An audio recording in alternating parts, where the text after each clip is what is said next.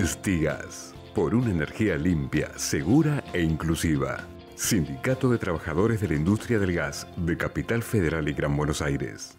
En Pan American Energy sabemos que trabajar para producir energía no es fácil. Porque las cosas tienen que hacerse bien. No hay término medio. Sabemos que el petróleo y gas que producimos son la energía que nos potencia a todos. Somos parte de las comunidades porque creemos en sus sueños. Y crecemos. 20 años de Pan American Energy. Hacer las cosas bien es la mejor manera de hacerlas. Tina Quesada, licenciada en Ciencias Ambientales de la UCA, coordinó áreas de integridad ambiental en varias empresas de primera línea como YPF. Actualmente socia de Badeca Servicios. Lucas Daniel Herrero, ingeniero industrial y ambiental de la UTN, maestría en proyectos de Universidad Politécnica de Cataluña, docente universitario. Coordinó áreas de gestión de obras de energía en empresas como Peugeot, YPF y Odebrecht. Actualmente socio gerente de Badeca Servicios. Cuando llegas a tu casa, lo primero que haces es prender el aire acondicionado. Sí. Y lo primero que tendrás que hacer es abrir las ventanas de tal forma que se produzca una corriente de aire para que se renueve el aire de tu casa. Ahí bajas un poco más lo que vendría a ser el no grado de confort, porque la eficiencia energética y el confort no van de la mano. Sí. Y recién ahí, cuando tenés una temperatura de confort un poquito mejor, ahí prendes el aire. Ok, y cerrás la ventana. Y cerrás la ventana. Es un tema que no sé. Cerrás la ventana siempre y cuando estén bien aisladas. Ok. Porque si no, ya tenés un doble problema. Ventana mal aislada y pérdida de calor. El 24 grados se utilizó más por una cuestión de cambiar nuestra mentalidad, de que nosotros estábamos acostumbrados a tener un aire acondicionado y que no pase de los 21 grados, de los 20 grados, era nuestra mentalidad. Sí, Hoy sí. por hoy sabemos, cualquiera que tiene un aire acondicionado tiene en la cabeza ya el número 24 y eso hace una diferencia importante. Sí. Hernán Iglesias Furfaro, ingeniero electricista, especializado en mercado eléctrico y gas natural. 14 años de experiencia en el actual Ministerio de Energía de la Nación. Docente de eficiencia energética en UBA, IPA y Universidad Austral. Sí, la norma de etiquetado de eficiencia energética, la famosa etiqueta que vemos cuando vamos a comprar las diferentes cadenas comerciales, Sí. ¿sí? Que dice de A a la G, la A es la más eficiente, la G es la que no deberíamos utilizar en ningún caso. Digamos, es una norma IRAM argentina y algunos de estos equipos tienen la obligatoriedad de llevarla y certificarla para poder comercializar en el país. Florencia Benedicto, abogada y una maestría en gestión y dirección ambiental, cofundadora de GEA Sustentable y Omebiogás Argentina. Bueno, mira, idealmente la separación debería ser en tres corrientes. Lo que sería, por un lado, todo lo que es reciclable. Cuando hablamos de reciclables son todos residuos domiciliarios secos, Sí. como es cartón, papel, plásticos, vidrios y metales. Sí. Por otro lado, lo que son los residuos orgánicos, que eso es para después poder realizar lo que se le llama compostaje. Y por último, basura, que ya cuando hablamos de basura hablamos ya de rechazo, que es lo que va a disposición final a relleno sanitario. Alejandro Villani, ingeniero con amplia experiencia en el sector ambiental y en procesos industriales de tratamiento de residuos y su reconversión energética. Una vez que se hace lo que es la recolección en domicilio, o recolección a grandes generadores, hay dos caminos, uno que es el camino de lo que es el residuo húmedo, Sí. y lo que es el camino del residuo seco, que se encarga la ciudad en este caso, para llevarlo a los centros verdes, donde las cooperativas se encargan del reciclado. Y el otro camino, que es el de las grandes empresas recolectoras, que es el que lleva el residuo a las estaciones de transferencia. Hablamos un poco de la ciudad, que es la que tiene más volumen, y de las estaciones de transferencia las llevan a los centros de disposición final. Bienvenidos a Energía 21. En el programa de hoy trataremos un tema fundamental de la energía en Argentina, que son los hidrocarburos no convencionales. Vamos a abordar efectivamente qué son estos tipos de aprovechamientos que tiene la Argentina, que es vaca muerta, de la mano de Emilio Apud. Emilio Apud es director de YPF y ha sido secretario de Energía y Minería de la Nación. Él nos va a explicar qué son estos hidrocarburos, cuáles son las fuentes de empleo que genera, de qué forma influyen en el precio del combustible y cómo es el plan de soberanía energética de cara a YPF. Esperamos que disfruten, al igual de nosotros, de este programa.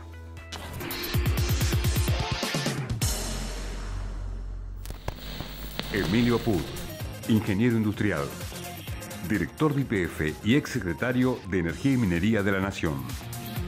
Integra el Consejo Académico de la Fundación Libertad y Progreso. Muchísimas gracias, Emilio, por venir. Un placer tenerlo. Un gusto, Regina. Ya estuvimos conversando antes y muy interesante los temas, pero ¿qué nos puede contar de la situación actual de los hidrocarburos en la Argentina? Bueno, venimos de varios años de caída, tanto en producción como reserva, por malas políticas energéticas aplicadas por el gobierno kirchnerista, en la cual fijó, yo diría en forma antojadiza, un precio para el barril hasta el año 2014, sí. Casi durante 10 años, muy por debajo del precio del barril internacional. Eso desalentó inversiones y producción. Y en gas lo mismo, en gas a dedo decidieron poner un valor en boca de pozo y los productores, o sea, cuando está ya el yacimiento funcionando, se saca, ¿no? Es el lifting cost que se llama de extraer, pero no invierte en nuevas extracciones, ¿no? Claro, o sea que se sigue sacando de lo mismo, las reservas cayeron muy fuertes y la producción también. A partir de del año pasado, yo diría, sí. Ya se empezó a solucionar el tema porque se llegó a emparentar o a empardar el precio del barril internacional con el local. El precio local. Claro, fue en septiembre aproximadamente cuando el barril internacional llegó a los entre 55 y 60 dólares. Antes, al estar mucho más bajo, el internacional, el nuestro, el criollo, sí. Era también a dedo, se puso más alto, pero no para favorecer a las empresas petroleras, sino para evitar la caída de la producción, es decir, gente en la calle, en las provincias petroleras, y provocar un colapso en las provincias petroleras que viven de la regalía, ¿no? Porque con esos precios del petróleo internacional, del barril internacional, evidentemente no se podía haber producido. Entonces se hizo ese barril ficticio que lo pagaron todos los usuarios de combustibles. Ahora se está llegando a la normalidad, está aumentando la producción, están aumentando las reservas, pero aparece un problema que es un poco odioso para la gente, ¿no? Para el automovilista y para la producción por el caso del gasoil, que es que justo se vuelve a liberar el precio de los combustibles y del petróleo y a ponerlo con una referente internacional a partir de septiembre, cuando se dispara el precio del barril. Nadie lo esperaba, ¿no? Yo siempre hacía pronóstico de 60 a 65 para este año, y bueno, hace unos días llegó casi 80. Entonces se genera un problema, no para las petroleras, sino para la economía del país, porque el precio de los combustibles está íntimamente ligado al precio de la materia prima, que es el petróleo, correcto, que está cotizado en dólares del barril internacional, y al tipo de cambio. Y las dos variables se han disparado radicalmente. Se dispararon. Entonces el gobierno ahora le pidió a las petroleras, bueno, por 2 meses, por favor, y pide por favor, y me parece bien, porque hay que respetar los acuerdos. Si se dijo, se liberó el precio, el referente, es decir, internacional, no puede venir al mes el gobierno y decir, bueno, señores, no corre más eso y cambiamos las reglas del juego. Es decir, ¿por qué digo esto, Regina? Nosotros hemos perdido credibilidad después de 15 años o 12 años de populismo, y lo que nos hace falta para poner en valor nuestras riquezas son inversiones. Y las inversiones vienen donde hay seguridad jurídica, donde hay confianza. Por eso me parece bien que el gobierno respete todos los acuerdos. Uno de ellos es el de ajuste tarifario, ¿no? Que ahora... Sí, ya hemos hablado bastante sobre ese tema, es muy controversial, pero es necesario. Claro, pero fíjate que en el presupuesto, los mismos legisladores que ahora quieren hacer el cambio y retrotraer el tema tarifario, ¿no? Habían aprobado el presupuesto y que no prevé una financiación para dar marcha atrás con esto, ¿no? Hay un montón de contrasentidos, pero bueno, ahí entra un poco el tema político, ¿no? Y la especulación política. El año que viene es electoral, así que... Pero yo creo que al país le conviene que las variables se muevan por los valores de mercado y sobre todo referencia internacional, más que por el iluminismo de algún funcionario pasajero de turno. ¿No? Me comentabas la situación del gas hoy en la Argentina. ¿Qué es lo que estás previendo en tus estimaciones, ¿no?, sobre la industria del gas en el país? Bueno, tenemos que movernos con inteligencia, con visión de largo plazo y con consensos de todas las partes, inclusive la laboral, la empresaria, la política. ¿Por qué? Porque por esas bendiciones del cielo resulta que tenemos el segundo recurso del mundo en gas. Sí, correcto. ¿No? Después de China, claro, que es el shale gas o el tight gas, o sea, que se los llaman gases no convencionales, pero no porque sea no convencional el producto, sino por la forma de extracción, ¿no?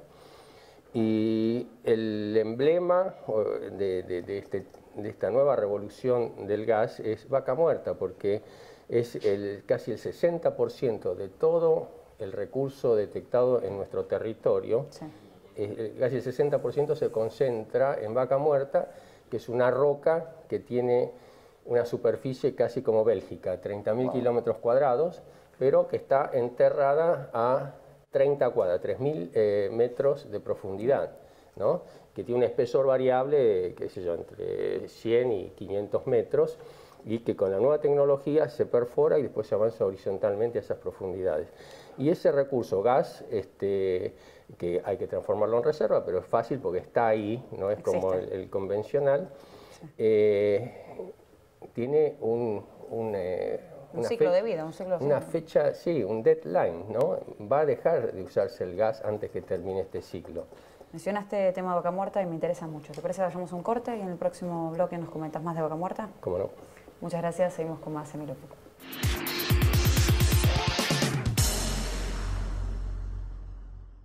Esto es Energía 21. Si tenés ganas de saber más sobre nuestros programas, te invitamos a seguirlos en todas nuestras redes sociales.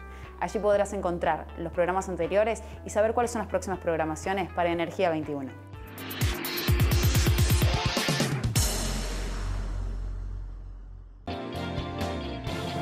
Stigas, por una energía limpia, segura e inclusiva. Sindicato de Trabajadores de la Industria del Gas de Capital Federal y Gran Buenos Aires.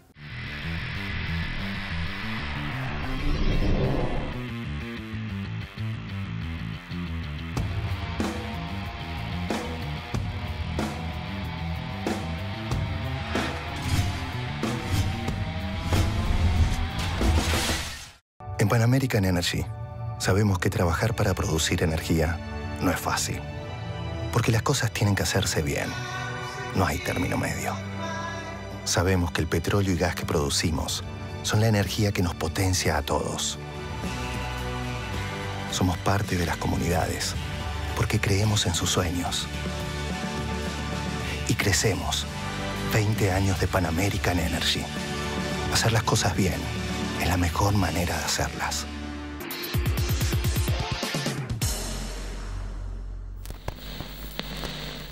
Seguimos con más Energía 21. Estamos acompañados de Emilio Apud, director de YPF y ex secretario de Energía de la Nación. Vamos a hablar Vaca Muerta. Mencionábamos recién que es uno de los grandes recursos, reservas que tiene hoy la Argentina. ¿Cómo está YPF planteando qué es Vaca Muerta? ¿Cómo es el proceso de extracción del gas? Bueno, yo no lo limitaría a YPF, hay varias empresas, son los big players mundiales, ¿no? El caso de Total, Chevron, ExxonMobil, Shell también, que ahora va a dejar el downstream para dedicarse a eso. Sí. Y yo diría que después de Estados Unidos, que está lejos... Han sido los padres, ¿no? Los inventores, también un poco del proceso. Sí, tienen ya, funciona maravillosamente desde el punto de vista tecnológico, financiero. Un poco el caso ejemplo que tomó la Argentina, cómo han logrado la autonomía energética gracias justamente a la explotación. Exactamente. Es un exportador ahora Estados Unidos, cuando antes era un importador, pero bueno, tiene una movilidad y tenía precios vinculados con el mercado, ¿no? Cuando bajó el petróleo en el 2014, bueno, cientos de empresas se dedicaron a otra cosa. Es así. Y ahora que está alto, están trabajando otra vez, ¿no? Y en Argentina somos el segundo país en el mundo que tiene la aplicación, la experiencia que ha hecho, la curva de aprendizaje suficiente como para ya avanzar desde un punto de vista industrial, desde un punto de vista económico, en vaca muerta. Materiarlo, ¿no?, de reserva a recurso, al revés, de recurso a reserva. Digamos. Claro, ahí el tema es que se sabe que hay en vaca muerta solamente unos 600 TCF de recurso. Sí. Para que la gente entienda, el TCF es una unidad de volumen, trillones de pie cúbico, y para tener una relación, lo que son 600 TCF, sí, toda la Argentina, que es un país que consume mucho gas, en un año no llega a consumir 2 TCF. Ah, excelente. O sea que si uno hace la cuenta de almacenero, 300 años de gas, pero no es así porque va a crecer el gas y además los 600 no son completamente, desde un punto de vista económico, utilizables, ¿no? Entonces, pero es una cosa muy importante. ¿Pero qué son los hidrocarburos no convencionales? Para que nos entiendan en su proceso de extracción, ¿cómo es que se obtiene? Los hidrocarburos convencionales son aquellos que un geólogo y estudios de sísmica, etcétera, dicen, bueno, puede ser que haya acá, se hacen las perforaciones y a lo mejor no hay. Bueno, a lo mejor hay y es muy difícil sacarlo, ¿no? Y una vez que se obtiene, se bombea, con bombas sumergibles o con esas cigüeñas que se ven en los campos, y se extrae por diferencia de presión a través del bombeo. A veces son surgentes, ¿no? Depende de dónde está el yacimiento. Los no renovables, ¿no?, son hidrocarburos que, lástima que no traje la muestra, no sabía que íbamos a hablar de eso, una muestra de vaca muerta, ¿no?, un cilindrito, que es una piedra maciza, negra. Sí. Entonces uno dice, ¿cómo se puede sacar gas? Está emergido dentro de una roca, de una superficie rocosa. Claro. Podemos mostrar en imágenes. Y eso se sabe de hace tiempo, pero nadie pensaba que se le podía sacar el jugo a esa roca, ¿no? Extraerlo. Entonces, en Estados Unidos hace ya casi 20 años se empezó con una tecnología que se llama fractura hidráulica. Correcto. ¿No? O el fracking, ¿no? que para muchos ambientalistas les produce un poco de preocupación, pero no es para tal, después si querés hablamos de eso. Entonces consiste en llegar hasta donde está lo que se llama la roca madre, ¿no? Vaca muerta recién les comenté que era una cosa inmensa, ¿no? 30.000 kilómetros cuadrados. Superficie de Bélgica me mencionabas, entonces se extrae perforando hasta la roca madre que hay que llegar a 3.000, 4.000 metros de profundidad con un trépano, o sea, hacer un agujero. Sí, una vez que llegas ahí, se fija en qué parte del espesor de la roca, con estudios que se hacen con cateos, etcétera, cateos no, con perforaciones, y se avanza horizontalmente, ¿no? Acá ya vamos a llegar casi a los 3.000 metros horizontales. Cuanto más largo es el tramo horizontal, mayor es el rendimiento de la fractura hidráulica. Cuando está hecho el caño horizontal y el vertical, entonces ahí se hace a través de múltiples bombas que inyectan agua, mucha agua, con arenas especiales y con algunos químicos, y se produce como una microexplosión. Una microexplosión hidráulica, ¿no? Correcto. Mucha presión. Se inyecta agua a altísima presión para generar... Claro, que está agujereado el caño horizontal. Sí. Entonces sale esa agua a presión y fractura todo alrededor de ese caño horizontal, ¿no? Y empieza a fluir el gas y el petróleo por esa fractura. Sí, correcto. Y va para arriba. Eso es completamente distinto a lo que se hacía en el convencional. O sea, esta es una actividad industrial, una actividad en serie. O sea, una vez que se pone en marcha eso, bueno, los caños automáticamente se van metiendo, se hace la fractura, están las bombas, se extrae, se separa. Bueno, y vaca muerta tiene 3 partes. Una que es más bien líquido, ¿sí?, que tiene más bien petróleo en vez de gas. Otra mixta y otra de gas, ¿no? La que se está tratando de desarrollar por una cuestión de mercado y de futuro es la ventana de gas, que está más hacia el oeste. YPF, es cierto, tiene una presencia importante porque tiene casi un tercio, tiene 12.000 kilómetros cuadrados adjudicados sobre la superficie de vaca muerta. Principalmente en Neuquén, ¿no? Pues también tiene una cobertura de... Un poquito de Mendoza tiene también. Lo que hay que tener en cuenta es que muchas empresas tenían concesiones de áreas para la parte convencional, claro, es decir, que estaba arriba de vaca muerta. Bueno, ahora, según acuerdos que hicieron con la ley, tienen derecho a, siempre que hagan las inversiones, ir más abajo, ¿sí? Estaba la famosa Loma de la Lata, claro, es una hija de Vaca Muerta, claro, que con los millones de años empezaba a subir el gas por donde podía y se acumulaba en reservorios que quedaban ahí entrampados y después uno los sacaba, ¿no? Más fácilmente con hidrocarburos, con extracción convencional. La Vaca Muerta, lo que hace falta son inversiones, ¿no? Este año hay inversiones importantes, sobre todo Tecpetrol, ¿no? Que son casi 2.000 millones de dólares, y YPF también con su plan, está haciendo también Shell, pero yo veo como que están en la gatera, ¿no? Esperando alguna señal como para hacer una cosa más masiva. Emilio, vamos a pasar al próximo bloque, que quisiera saber cuáles son la visión de la gente sobre hidrocarburos no convencionales, por qué se cree que contamina y desmentir efectivamente, técnicamente, esos conceptos. Okay. Lo hacemos el próximo bloque. Seguimos con más Energía 21.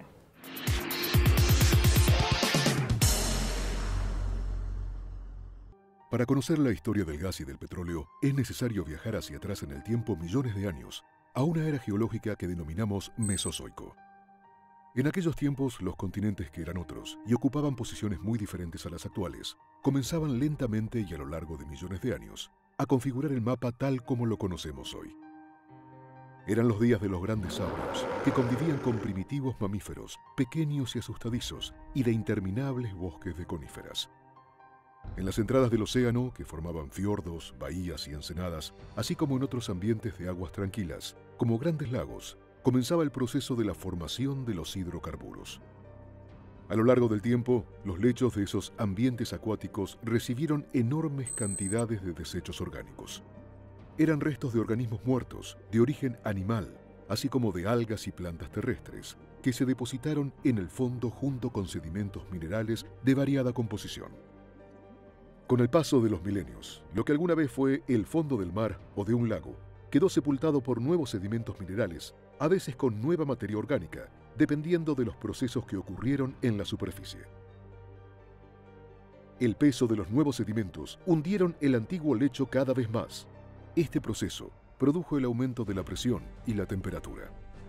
Al alcanzar determinados valores de presión y temperatura, y en ausencia de oxígeno, la materia orgánica contenida en el antiguo lecho acuático comenzó a transformarse en otras sustancias, en lo que se suele denominar una cocina geológica. Millones de años más tarde, la materia orgánica original quedó convertida en gas y en petróleo.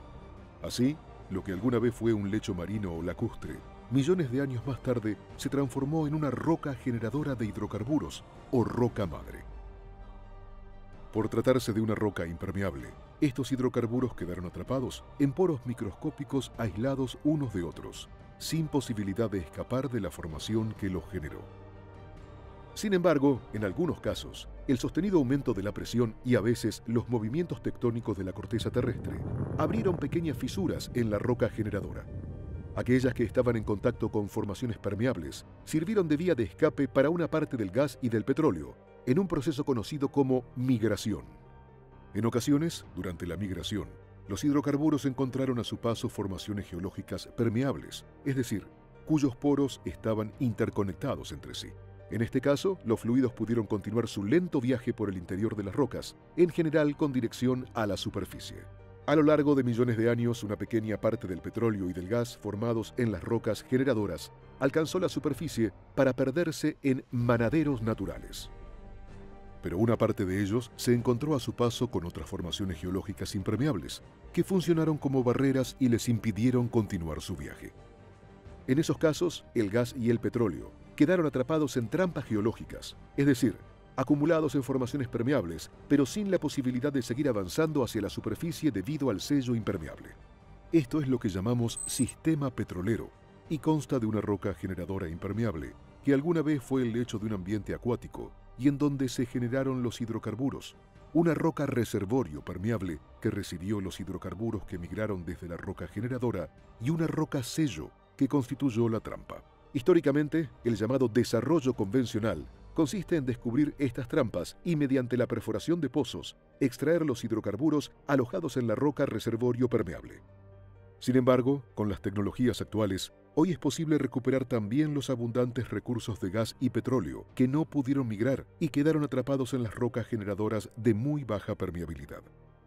Para ello se utiliza principalmente una técnica conocida como estimulación hidráulica, fractura hidráulica o fracking, que consiste en reabrir las fisuras naturales, apuntalarlas con arenas para que no vuelvan a cerrarse y conectarlas entre sí para permitir la recuperación de los hidrocarburos. A esto se lo llamó desarrollo no convencional. Entonces, a modo de repaso, la actividad convencional consiste en extraer los hidrocarburos que se formaron en la roca generadora, que lograron escapar de ella y quedaron entrampados en las rocas reservorio permeables. La actividad no convencional, en cambio, consiste en obtener el gas y el petróleo directamente de las rocas generadoras impermeables o de muy baja permeabilidad con ayuda de la estimulación hidráulica. La posibilidad de extraer hidrocarburos a partir de los reservorios no convencionales abre importantes perspectivas y brinda a muchas comunidades la posibilidad de abastecerse a partir de su propia energía.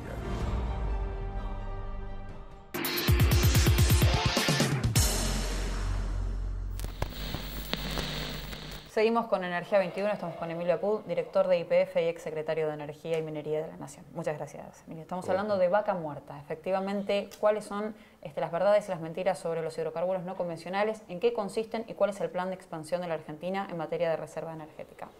Emilio, nuevamente gracias. Un gusto. Estamos hablando de vaca muerta. ¿Cuáles son hoy las mediaciones medioambientales para remediar justamente los efectos contaminantes que socialmente se creen que tienen los hidrocarburos no convencionales? Bueno, hay legislación a nivel nacional y a nivel provincial. La provincia sacó una ley específica para preservar, desde un punto de vista ambiental, toda la actividad en la zona de Añelo, de Loma de la Lata. Loma de la Lata, digo, pero está bajo Vaca Muerta, ¿no? Sí. Y es bastante rigurosa, ¿no? Porque exige el agua que se vuelve a sacar, ¿no? Que sale con el producto, tener un tratamiento antes de volverla otra vez a su cauce o que sea reutilizable.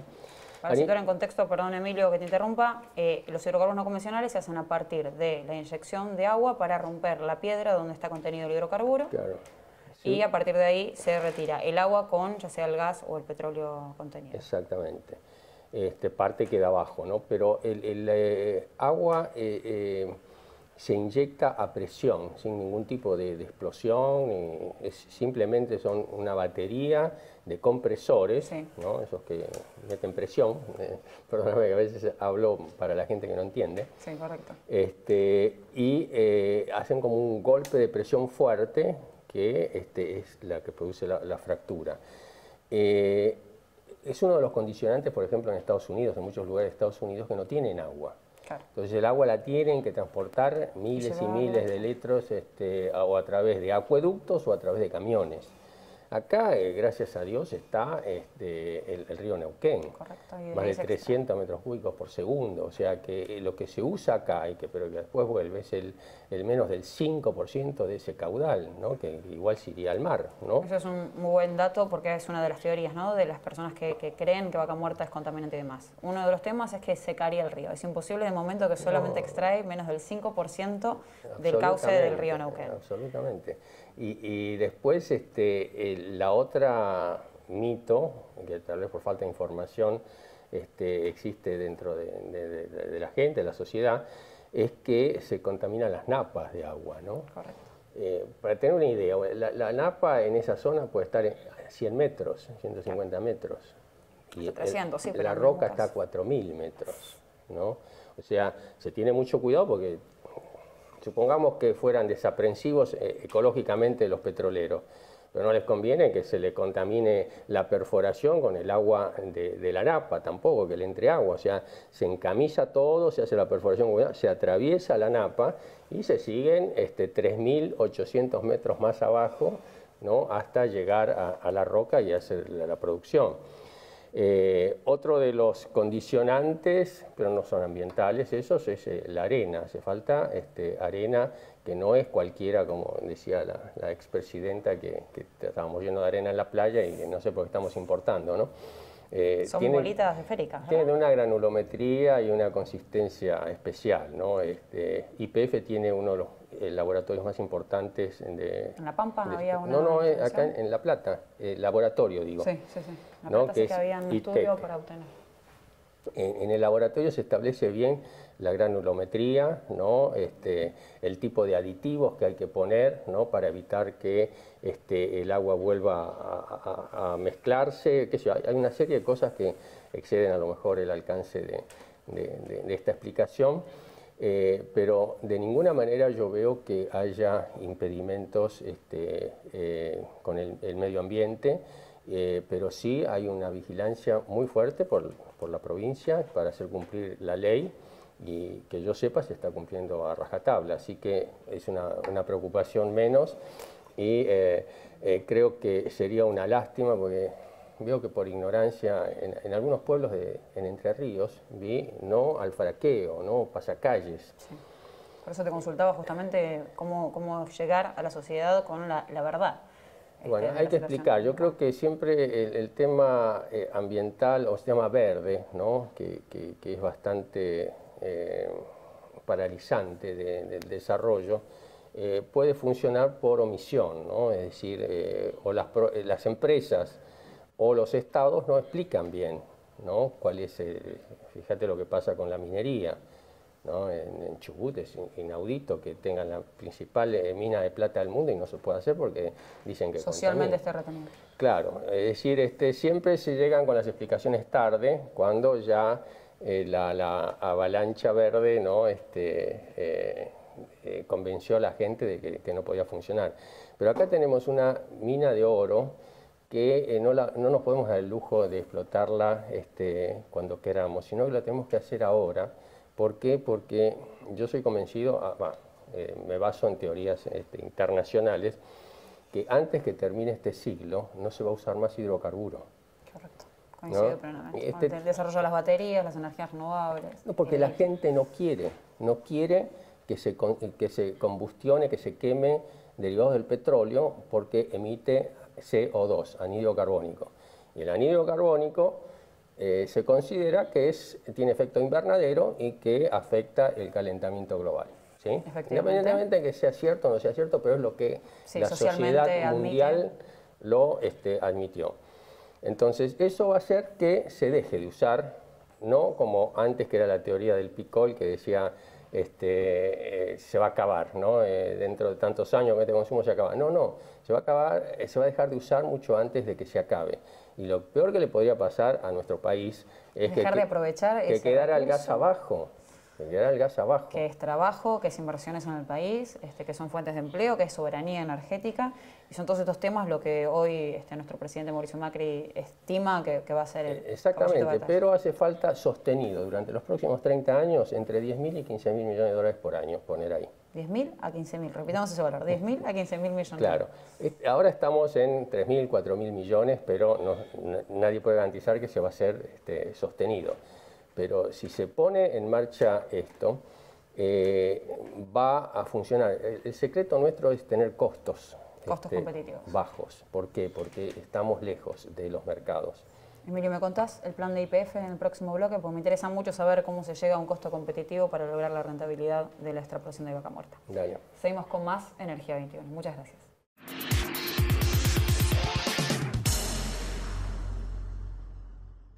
Esto es Energía 21. Si se perdieron los programas anteriores o quieren saber en qué consiste la próxima programación, los invitamos a que nos sigan a todas nuestras redes sociales. Energía 21, el único programa de la televisión argentina sobre energía e infraestructura.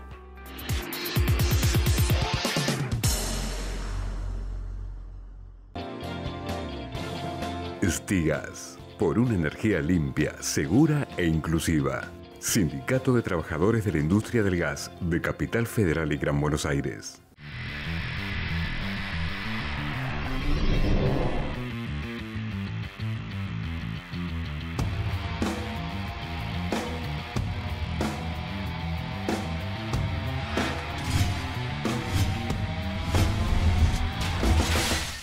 En Pan American Energy sabemos que trabajar para producir energía no es fácil. Porque las cosas tienen que hacerse bien. No hay término medio. Sabemos que el petróleo y gas que producimos son la energía que nos potencia a todos. Somos parte de las comunidades porque creemos en sus sueños. Y crecemos. 20 años de Pan American Energy. Hacer las cosas bien es la mejor manera de hacerlas.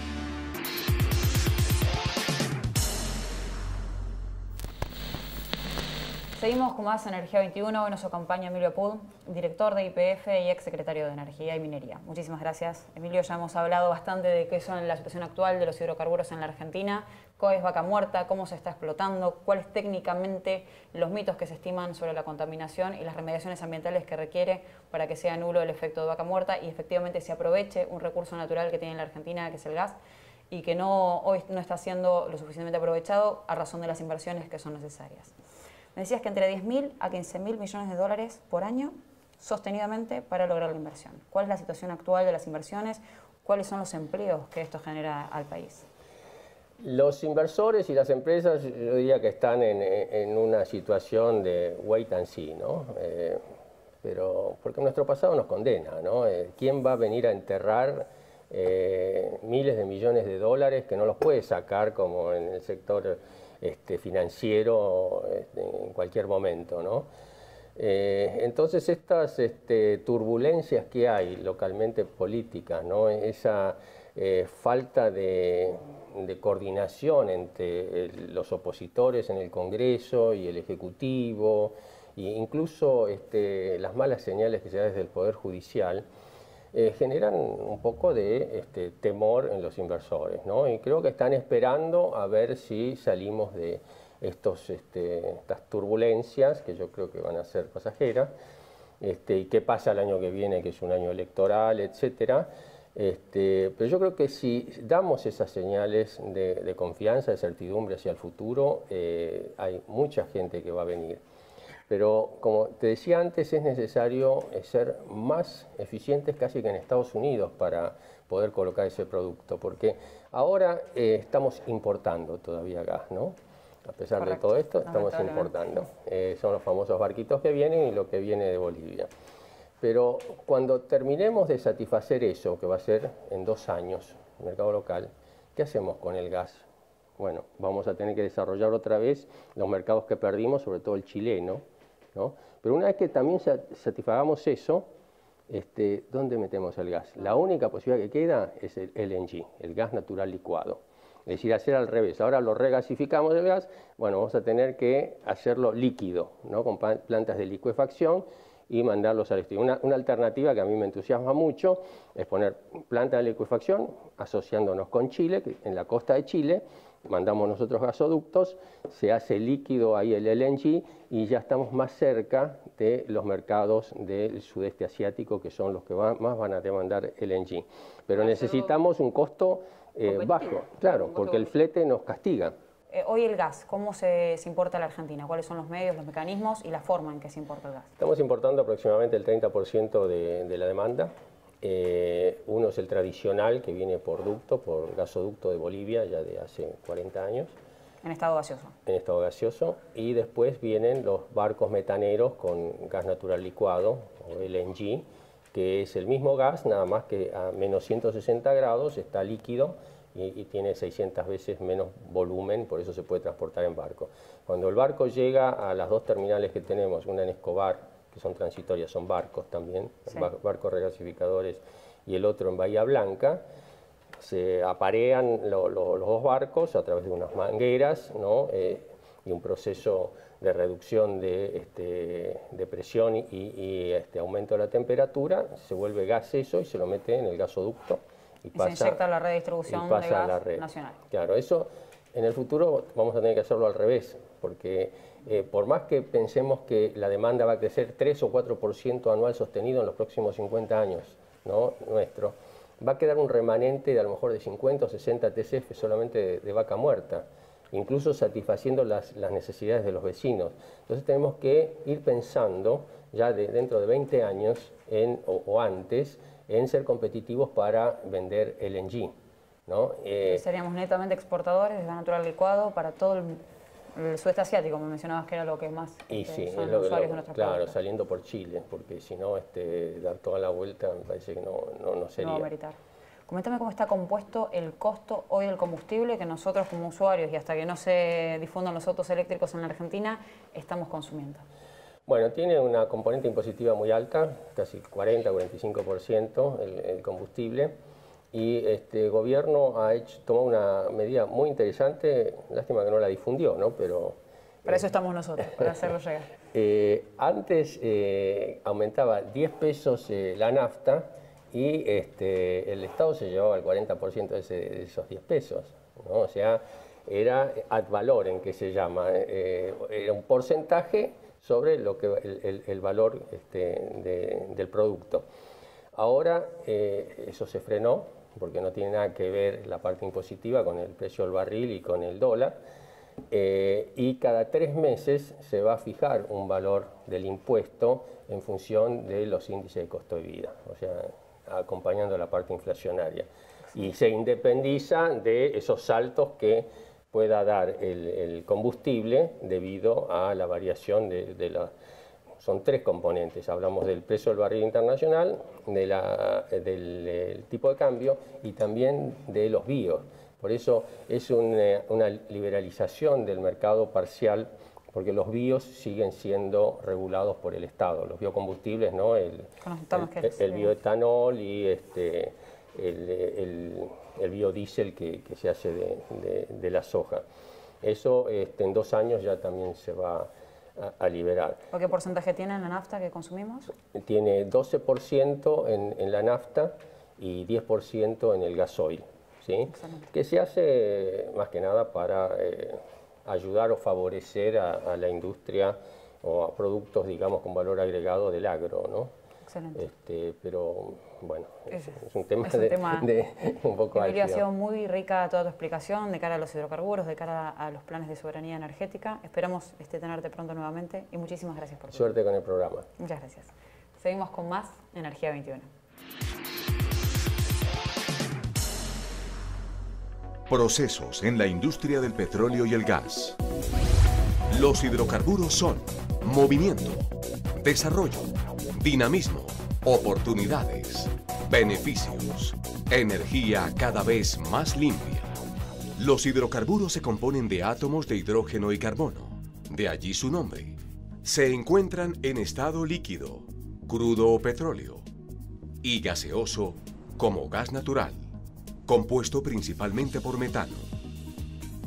Estas acumulaciones se denominan yacimientos y pueden encontrarse tanto en el subsuelo continental como costa afuera. El gas natural se encuentra asociado cuando está mezclado con el crudo o libre cuando el yacimiento solo contiene gas. Para extraer los hidrocarburos se requieren 5 procesos. Exploración. Es el estudio de suelos que se realiza para identificar y localizar posibles yacimientos.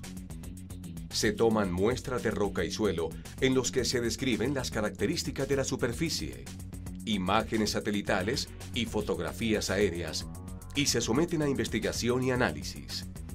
De ser ubicadas las posibles zonas donde existen hidrocarburos, se da inicio al segundo proceso llamado sísmica. Para la sísmica terrestre, se ubican pequeñas cantidades de sismigel en orificios de 8 centímetros de diámetro y entre 5 y 15 metros de profundidad.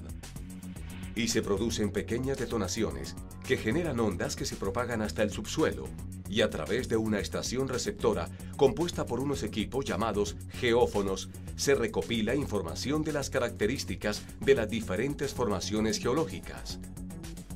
Esto genera una imagen de las diferentes capas del subsuelo. Los geólogos determinan las zonas aptas para encontrar hidrocarburos y se da paso a la perforación exploratoria. En el caso de sísmica marina, se utiliza un barco científico que arrastra un juego de cables que portan los geófonos y pistolas de aire. Este mecanismo expulsa aire comprimido a alta presión, generando ondas que atraviesan el lecho marino y las diferentes formaciones del subsuelo que rebotan para ser identificadas por los geófonos y ser analizadas por los geólogos. La exploración sísmica se realiza bajo parámetros de buenas prácticas y respetando las normas ambientales. Este procedimiento no afecta los acuíferos ni los cuerpos de agua superficiales. Las compañías invierten altas cantidades de recursos económicos, humanos y tecnológicos, factores que no garantizan el hallazgo de un yacimiento, pero sí una operación con los más altos estándares y buenas prácticas. Perforación. El primer pozo que se perfora en un área geológicamente inexplorada y que permite saber si realmente hay o no hidrocarburos se denomina pozo exploratorio. Para esto se instala una torre de perforación para abrir un pozo que atraviesa las formaciones del subsuelo hasta llegar al yacimiento que contiene el petróleo y/o el gas. Esto puede durar entre un mes y más de un año, dependiendo de la complejidad geológica y del objetivo trazado. La torre o taladro está compuesta por un sistema de tuberías de acero que se van uniendo a medida que avanza la perforación. Una broca que va perforando el suelo. Un sistema de lodos que bombea, inyecta y circula permanentemente, lubrica la broca, sostiene las paredes del pozo y saca a la superficie el material sólido que se va desintegrando. Motores que imprimen la fuerza que requiere este proceso de perforación. Y un sistema de prevención de la salida de fluidos provenientes del subsuelo. Para llegar al yacimiento, en las diferentes etapas de perforación, se utiliza un tipo especial de tubería de revestimiento, la cual se cementa a las paredes del pozo y previene posibles contaminaciones de acuíferos. Producción. Al finalizar la perforación, se realiza el completamiento y prueba de los pozos. Si el volumen encontrado justifica su extracción, se inicia la producción de crudo y gas natural. Mediante un instrumento llamado cañón, se perfora el último tramo de tubería, abriendo pequeños orificios, por donde empezará a filtrarse el hidrocarburo saliendo a la superficie de manera controlada. En ocasiones, el hidrocarburo llega a la superficie por flujo natural.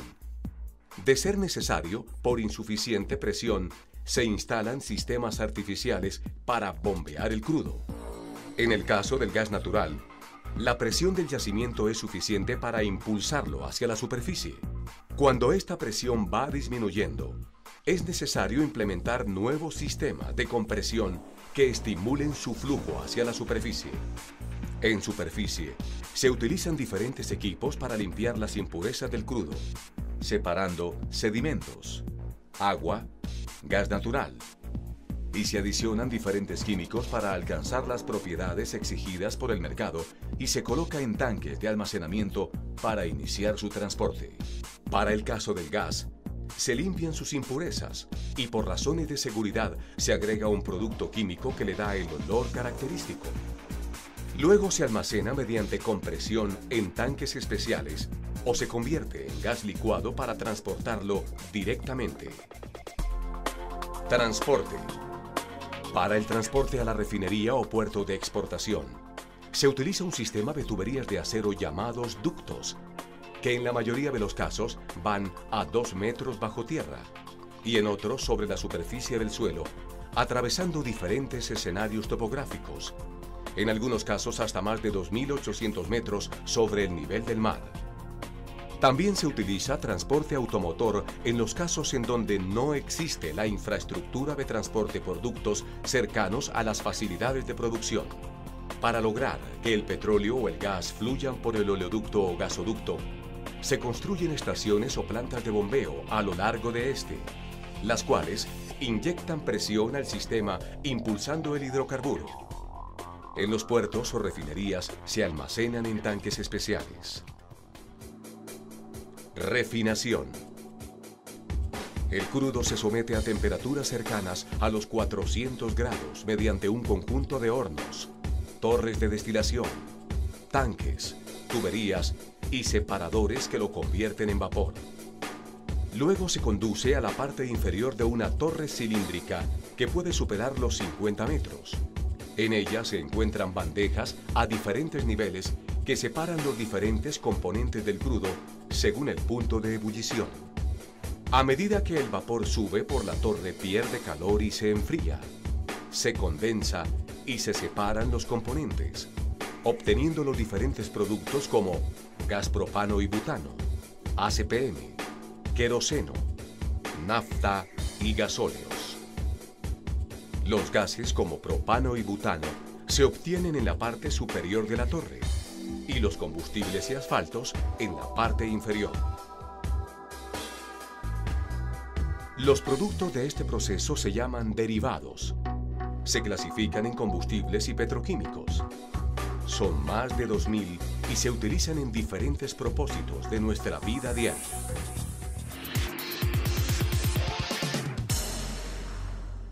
Esperamos les haya gustado este programa de Energía 21 y lo hayan disfrutado igual que nosotros. Los esperamos el próximo martes a las 21 horas para continuar con Energía 21, el programa de infraestructura y energía de la televisión argentina.